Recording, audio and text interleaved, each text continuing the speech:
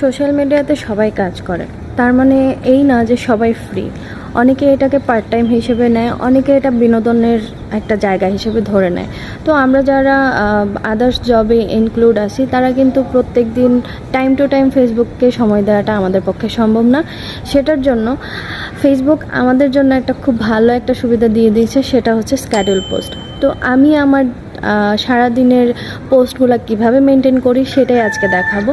তো চলুন বেশি কথা না বলে মোবাইল স্ক্রিনে যাওয়া যাক।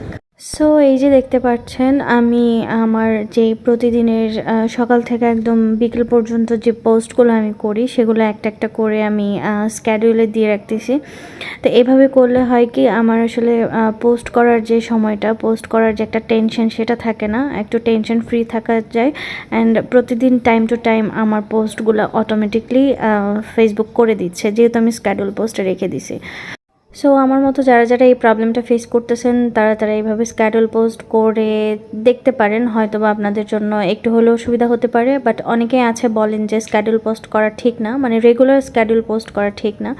আমি আসলে বলবো যে এটা ঠিক বা ঠিক, এটা হচ্ছে সম্পূর্ণ যে করবে তার পেজ বা তার আইডির নেচারের উপর ডিপেন্ড করে। যদি এটাতে তার ভিউজ ভালো হয় সে অবশ্যই করবে। অ্যান্ড প্রতিনিয়ত কেন করবে? যে টাইমটাতে সে এটা মেনটেন করতে পারবে না সেই টাইমটাতেই করলে হবে। বাট আমি কিন্তু বিকেল 5টার পরে আমার আইডি বা আমার পেজে যেই পোস্টগুলো হয় সেগুলো আমি নিজেই করি। সো ভিডিওটি যদি আপনার ভালো লেগে থাকে, একটু হলেও উপকারী মনে হয়ে থাকে, অবশ্যই শেয়ার করে অন্যকে দেখার সুযোগ করে দিবেন। ধন্যবাদ। আসসালামু আলাইকুম।